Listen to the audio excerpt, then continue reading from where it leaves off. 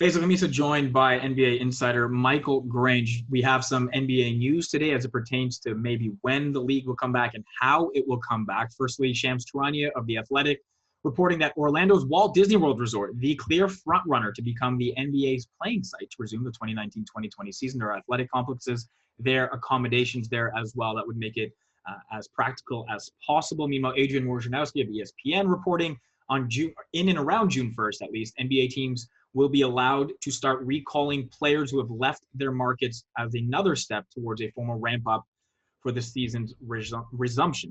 Michael, it's hard to believe it's been over 2 months since the league shut down, and your beard is a good indication of how long it has my beard been. Says otherwise. It feels like both 2 months, 2 days, and 2 years at the exact same time. Your thoughts on the news that you heard today first? It's all very consistent with what I've been hearing, talking to people with various organizations, some agents around the league, and there's clearly some momentum building towards trying to restart the NBA season and onto the playoffs. And one of the key things here to remember is this is all a very long way away. Yeah. June 1 is still almost 2 weeks away, and even then, they're on the floor practicing like nothing has ever happened. That all that means is they might increase the number of players doing individual workouts from 1 at a time to 2 at a time, maybe some 3-on-3. And, a real training camp is probably still not till middle of June with return to play sometime early in July. So still a baby step, an important baby step. I think the key is, there is some momentum building, and that gives everybody reason to be excited. One of the details in the Woj article was that the NBA plans on testing almost daily and planning on not stopping if there is a positive test. Now, given everything we know about this, and given how many people would still be involved in an operation like this with players and staff and medical teams and camera crews and hotel crews, et cetera, is there, and again, I don't imagine the league ever doing something that would be short-sighted, but is that maybe taking too much of a risk? And I know that puts you in a spot to play doctor when you're not one, but given everything we know and given how much this has affected the NBA, I imagine there will be some people that will try to be extra cautious, at least if a teammate or a staff member around them tests positive for coronavirus. It's a difficult situation, and that's why I think the NBA isn't rushing into this. There's a couple of things probably worth pointing out. I mean, nowhere you go right now, almost on the planet, are you without risk of contracting the coronavirus. However, there's very few places you can go where you can be constantly tested, be assured that almost everyone you're interacting with is being tested either daily or multiple times a week. You're also in a population of people who are relatively, it seems, at low risk from the virus should you contract it.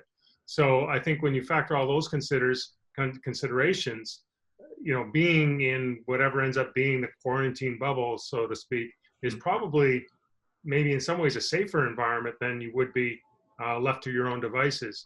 And I think, philosophically, there's also some issue where, like everyone is going to be asked to be taking risks as the economy opens. And many people have been taking risks all along, be it somebody working at a grocery store or someone driving truck or whatever it might be.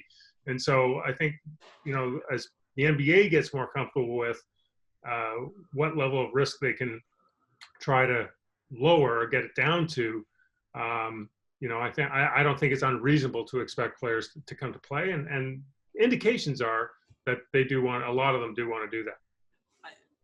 It's perfect that you talked about the players. So I wanted to talk about that as well, because we've heard some baseball players talk about the risks in coming back, and maybe there's more to do with money than there is with anything else. But at least when it comes to soccer players in England, whose seasons are 90% done, they're like, why are we bothering trying to do this given the risks that we know? Given how close this has hit the NBA community, do you think there'll be some players who object to this? I'm sure there will be. And I guess the interesting question will be, if somebody, like any other workplace, can you be forced to work in an environment you deem unsafe? And if you are required to work, then there's probably potentially some liability issues. So it's not simple.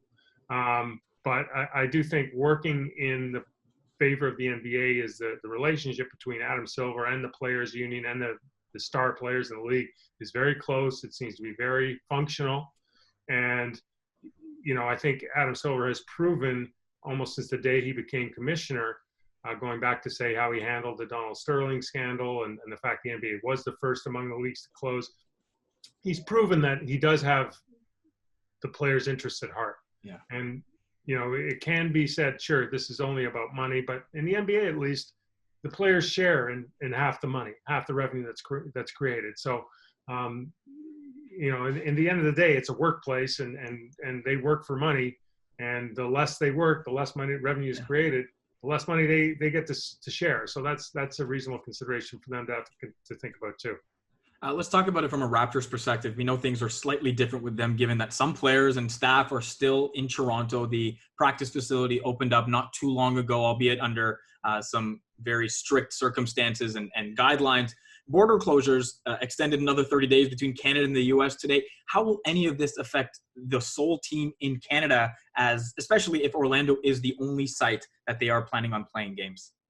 It's an added complication. It used to be playing in Canada meant, you know, you couldn't get the good cable, right? That was a big concern. So the real issue is, my understanding is players won't have a problem coming back to Canada. They're coming back for work. It's you know, they would be exempt from the border. It's an essential purpose, I guess, whatever language you want to use. The issue is, once they get here, how to manage the quarantine. And if the expectation is that they're going to be under quarantine for 14 days, well, then that sort of defeats the purpose of them coming back to train. Yeah. Similarly, if the population of the team that's here in Toronto, in Canada, let's say, for example, they all do gather here, once they return to the U.S., is there going to be some kind of restrictions, quarantine, whatever? So I think, you know, everything's going to be up in the air until the actual dates are known. But I do think that there's going to be some consideration given from the Raptors' point of view of just kind of moving their whole operation down to the U.S. someplace and centralizing there in advance of the season beginning. And they might not be alone in that. Like you look at teams like Golden State, the New York-based teams, they're also in sort of a complicated situation where their market is more restrictive than maybe some of the others. So there could be some accommodation the league needs to figure out with regard to a number of teams. And when it comes to specific players as well, Luka Doncic, one of those who decided to go back to Europe during all of this as well. Who knows what complications or what layers have to be unpacked with regard to that. Michael, I want to see that beard get longer, but that just means we're still in this situation. So I hope that's clean shaven very, very soon. And of course, I appreciate this and continue to hope you stay safe and sane through all of this as well. Thank you, Faisal. You too.